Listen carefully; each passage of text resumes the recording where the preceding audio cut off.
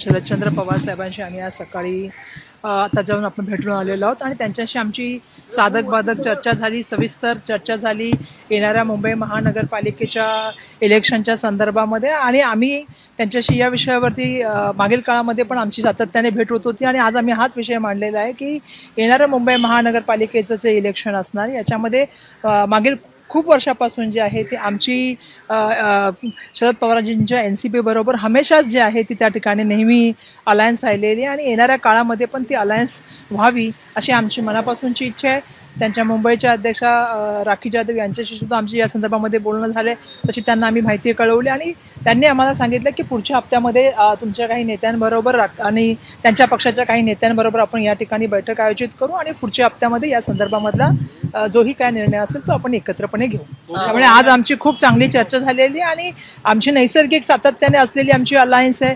सगळेजण आम्ही संविधानाचा धागा मानतो, आम्ही जे आहे ते लोकशाही मानतो, या देशामध्ये समता बंधुता न्याय स्वातंत्र्य राहिलं पाहिजे, मुंबईमध्ये जे आहे ते मुंबईची एकता अबाधित राहिली पाहिजे आणि मुंबईच्या विषयावरती येणाऱ्या काळामध्ये इलेक्शन झालं पाहिजे अशी भूमिका आम्ही त्यांना मांडलेली आहे। त्याच्याबद्दल सुद्धा आमची त्या ठिकाणी चर्चा झाली। असं आहे की मागील काळामध्ये 2 महिन्यापूर्वी संजय राऊत साहेबांनी सांगितलं होतं की बाबा आम्ही महाविकास आघाडी नाही झालं तरी आम्ही जे आहे ते एकटे इलेक्शनमध्ये जाऊ, आम्ही स्वतःच्या जे आहे त्या याच्यामध्ये जाऊ, कारण स्थानिक स्वराज्य पातळीचं इलेक्शन आहे आणि याच्यामध्ये आम्ही एकटे जाऊ शकतो ही भूमिका त्यांनी मांडली होती।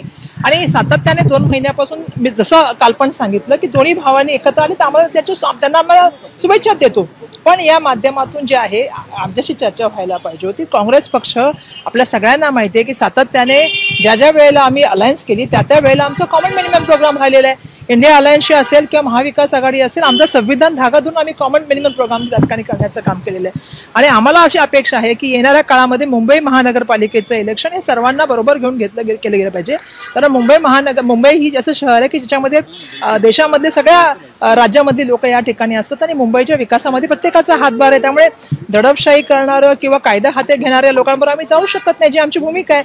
आमचे नेते जननायक आदरणीय राहुल गांधीजींनी भारत जोडो यात्रेच्या माध्यमातून लोकांना जोडण्याचं काम केलं, प्रेम देण्याचं काम केलं। आमची अपेक्षा तीच आहे की मुंबईच्या प्रश्नावरती यावेळी इलेक्शन व्हायला पाहिजे।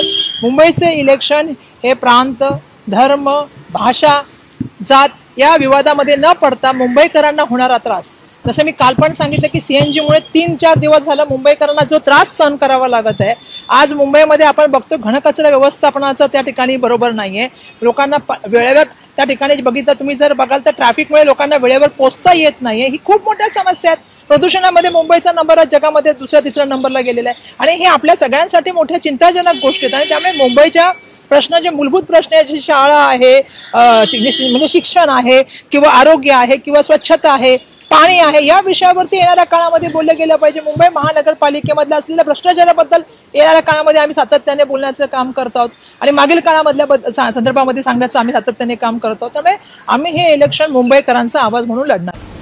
काँग्रेसच्या शिष्टमंडळाने शरद पवार यांची भेट घेतली आणि त्यावेळेला काँग्रेस विशेषतः मनसेवर राग आहे त्यांचा, त्यांनी असं म्हटलंय की दडपशाही हातात घेणाऱ्यांसोबत काँग्रेस जाणार नाही। कसं 2019ला सन्माननीय राजसाहेबांच्या मागे आमच्याकडे सभा घ्या म्हणून भिका मागणाऱ्यांना आत्ता दडपशाही आठवली का?